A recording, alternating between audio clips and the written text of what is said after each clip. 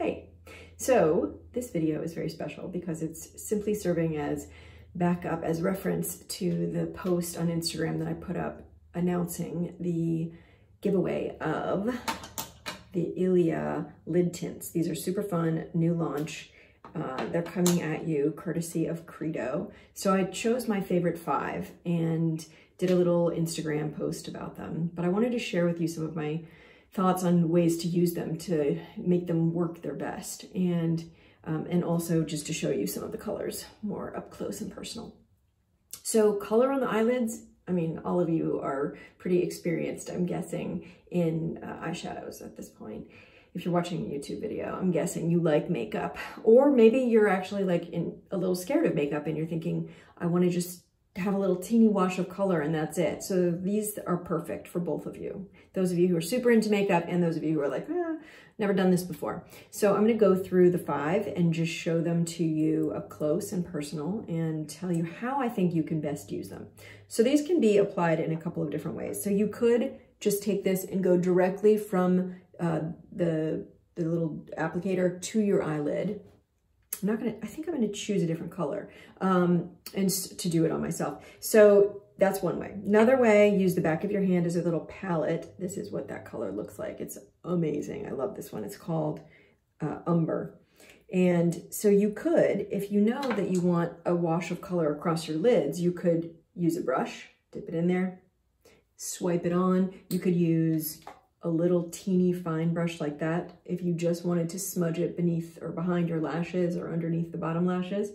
You have lots of options. You can do it with your finger from the applicator, lots of different options. However, the biggest thing that I want to recommend is that you work with it relatively quickly, because if you then need to go back in with layer upon layer, it will start to get crumbly.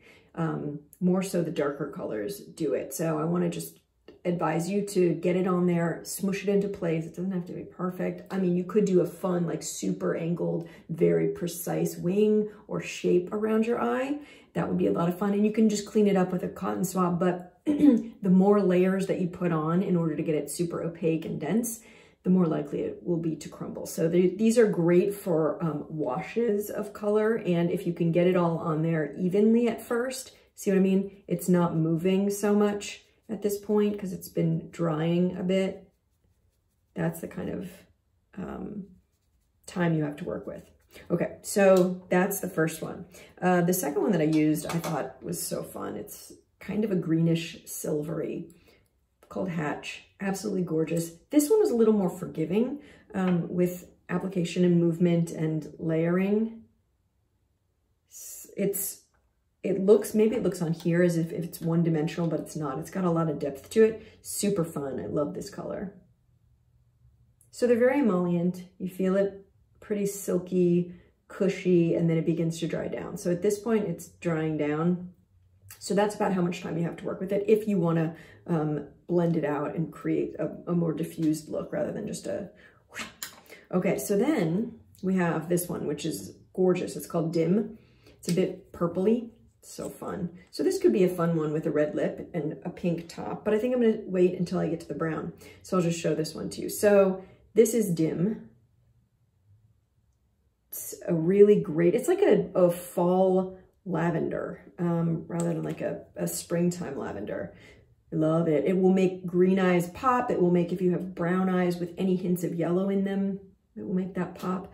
Beautiful. So did I mention this? I would put this on before you put your mascara on, because otherwise it's easy to get on your lashes that have already been mascaraed, and you don't want that. So this is the next color that I was thinking I was going to try on for you. It's called Sheen. It's gorgeous. Let's go to the other hand.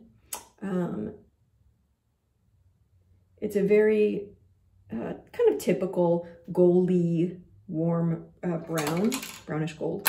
And then we have the final one called Fresco, which is a little bit more of a, show them side by side. It's a cool brown.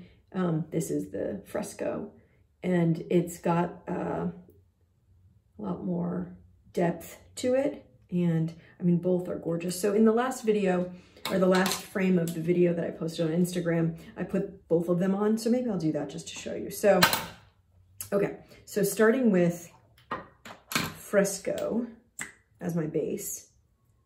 I'm gonna do it like this. I'm gonna use my hand as my palette, put a little bit on.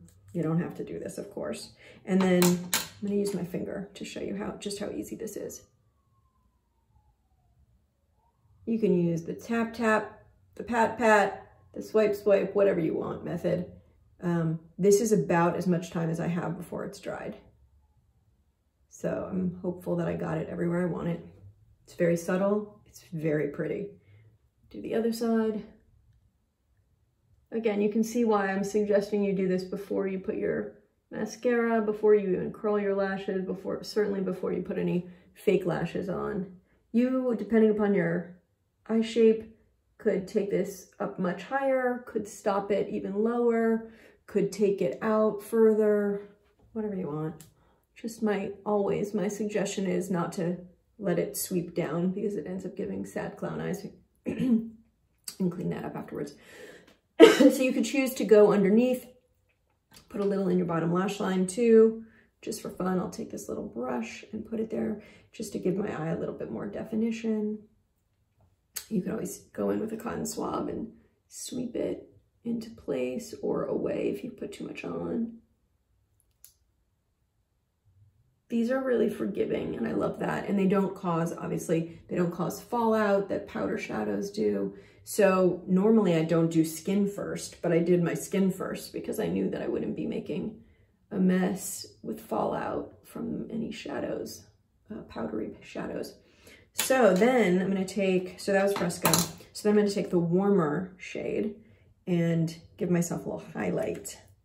I'll use the same little teeny brush and you can see just a little pop. Oops, I didn't really get enough. Just a little pop of a warm highlight right there. So pretty. It makes you look like you have that filter that makes everything a little blingy. You know, I tend to do these videos seasonally, so thinking that, you know, you'd wear this when it's a little bit cooler out, but you could absolutely wear this year round. All these colors are really, really wearable. So I lied. I did already curl my eyelashes. They're probably not as curled as I want them, but I didn't bring my curler in here. So a little mascara, and I'll show you the finished product. Well, a lot of mascara. If you are used to my videos, you know that that's the case always. I think that this combo of the eyeshadows is so good. Can be worn on any skin tone, any eye color. Pretty nice, huh? So you could, of course, do this double whammy, any of the two shadows. You could pair together. I think they'd be super pretty. You could do the first one that I showed you, which is a little bit of a reddish base, along with the purple. That'd be so nice. And that green could go with anything, actually. Could go with the brown, really nice. The warm brown, the one that I used as my highlight. You could, of course, also go back in and do eyeliner. So I've played around with how these hold up with eyeliner. You know, sometimes makeup doesn't play well together. So if you have put on just a thin wash, this is fine with eyeliner, whether it's liquid or crayon. If you've put on a thick opaque application all the way down to your lash line, meaning more than one coat, you're gonna need to be really careful when you apply your eyeliner because it might cause the liquid shadow to begin to crumble. So just watch out for that. If you're asking now, could I put my eyeliner on first and then do this? You totally could. However, you'd want to make sure that you marry up the edges so that there's no naked skin in between, if that's your look. However, if you're just using this, like say in the crease, you just wanted like a fun pop of color in the crease, you could totally do that. And speaking of creasing, so cream shadows tend to crease a lot, but these are much, much less. I can't say they don't crease at all because pretty much nothing will avoid creasing 100% if you have a crease for them to settle in. But these do a pretty good job of staying where you put them as long as you haven't done too many layers, which will cause it to crumble wherever you have put too many layers. Anyway, that's my look. Hope you like it. and I hope that you will enter. It's a pretty easy giveaway. Guess a number between 1 and 100, and these 5 may be yours. And not just for you, but then in addition, Credo is going to give you another 5, a set of 5 to give to a friend. It's the perfect time of year to be enjoying for yourself and also giving to others. See ya.